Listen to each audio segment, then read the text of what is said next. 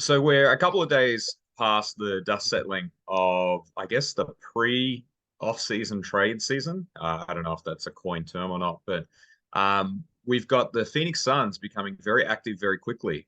Perhaps they watched my video on what to do as the Suns GM and decided why settle for just role players when you can get Bradley Beal. So the Suns packaged Shamit, CP3, and a lot of picks to get Bradley Beal in to obviously go with this new philosophy for Phoenix, which is if you just shoot 140 points a game, no one will beat you. Um, it's still early days, so my initial analysis of this is it's an upgrade for the two players that you sent out.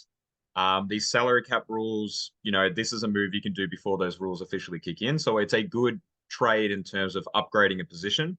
It doesn't feel like the need that we were addressing. Perhaps the logic here is Devin and Kevin and Beal are not all going to play more than like 50 games. So when you space them out, you've got enough firepower to do well in the regular season. And then in the postseason, you've got Kevin Durant and Booker who've proven that they can have 80, 90 points in a game. And, you hopefully Beal can be that third player.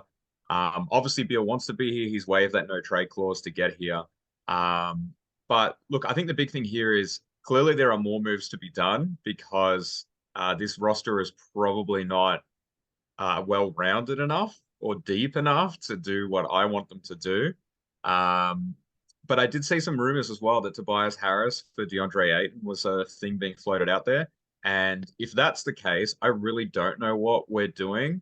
But I did have these reservations when Chris Paul came to the Suns. And, obviously that ended up being a lot more positive. So who knows? I think let the dust settle a little bit more.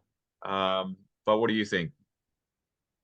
I'm not really sure if you're for or against this trade right now. The let the dust settle one feels like a bit of fence sitting here. Like, oh well, if they win a ring next year, I'm all for it. But if they bomb out and don't even make the playoffs, that's a different story. I love how you touched on a few points. Firstly, it'd be nice if all of these three players, if they were going to get injured this year, they could just do it not at the same time. Is that what you're sort of saying? That maybe Yep. maybe just make sure you guys space out your injuries at separate times, so then we've got enough firepower throughout the season. Don't get injured all at the same time. Obviously they do have health issues. I think it's valid to say that although it's great to shoot out another team in a sense, you were saying like scoring 130, 140 points. I think firstly you could probably look at some real recent history. I think the Kings were one of the highest ranked offensive teams in the last season, and they bombed out first round. They bombed out first round. They couldn't outshoot the Warriors. Warriors are play similar style of play to a certain extent, but they got Draymond in there, sort of manning the middle there, in that sense, and they have that defensive ability, I guess, to shut down teams when needed at times too. So it didn't work for the Kings. Let's put it that way. It didn't work for the Kings. At the same time, if you looked at the finals, just the one that just passed, all of those games were suddenly extremely low scoring.